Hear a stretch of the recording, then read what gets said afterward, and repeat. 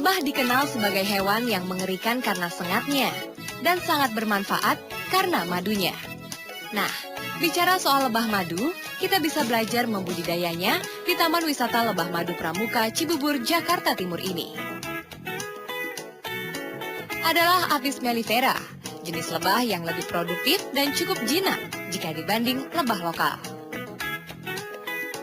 Dalam satu kotak ini terdiri dari lebah ratu, beberapa lebah pejantan, dan sisanya ribuan lebah pekerja. Biasanya lebah pekerja akan mencari nektar bunga hingga mencapai radius 3 km dan kembali lagi ke kotak ini alias ke keluarganya. Nantinya jika lubang-lubang pada sarang ini dipenuhi madu, para lebah akan menutupnya. Lilin madu penutupnya ini bisa dibuat menjadi pola sarang baru untuk mengembangkan koloni lebah di kotak berikutnya.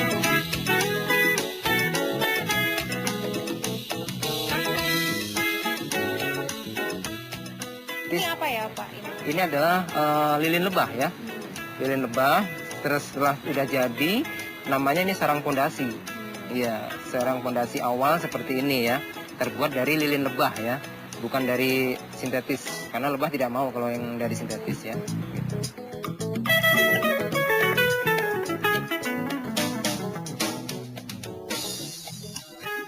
Walaupun jinak, lebah tetap lebah.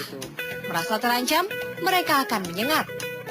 Makanya, kita harus melakukan gerakan perlahan di dekatnya. Lebih aman, kita juga gunakan pelindung seperti ini.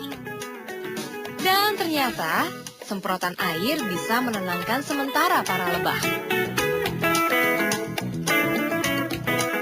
Jadi misalnya lebah ini liar, apabila kita untuk menaklukkan si lebah itu harus kita mungkin diasapin bisa ya. Tapi kalau diasapin efeknya memang si lebah ini jadinya beringas, lebih beringas. Makanya saya menggunakan pakai air tadi ya. Disemprotin air untuk menjinakkan sementara ya. Agar pada saat kita ngontrol ini mereka tidak ganggu kita gitu ya. Kenapa tapi selebihnya air itu bisa bikin mereka karena cukup dingin ya.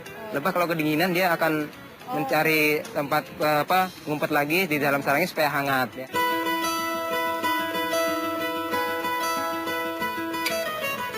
Nah ini dia nih pemirsa nih, lilin lebah. Dia ini bisa menguatkan inal gigi. Iya, dengan kita.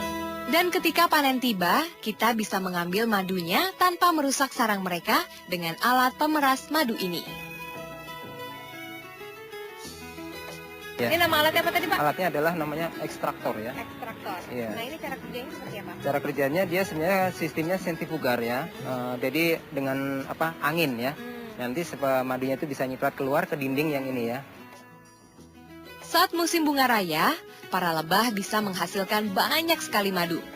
Apalagi di negara tropis seperti Indonesia. Peluang usaha ini sangat terbuka. Sudah selesai berarti ya? Iya. Nah ini sekarang madunya ya. Nanti kita 3 sampai 5 kilo 3 sampai 5 kilo per koloni per koloni. sekali panen ya. Potensi pakan lebah yang ada di Indonesia ini bisa maksimal dihasilkan madunya. Jadi ternyata kalau hitungan dari alamnya ada, Indonesia ini surga lebah. Jadi Indonesia ini bisa menghasilkan madu 2,5 juta ton per tahun. Nah ini belum disentuh oleh negara. Nah ini dia nih madu pramuka. Ini kalau dilihat dari warnanya seperti teh ya. Ya memang warna madu dan rasa madu itu dipengaruhi oleh apa yang dimakan oleh para lebah itu. Nah lebah yang ada di sini itu makanannya multifloral. Ya jadi macam-macam bunga yang ada di Buperta ini. Nah, kita rasain ya, rasanya gimana.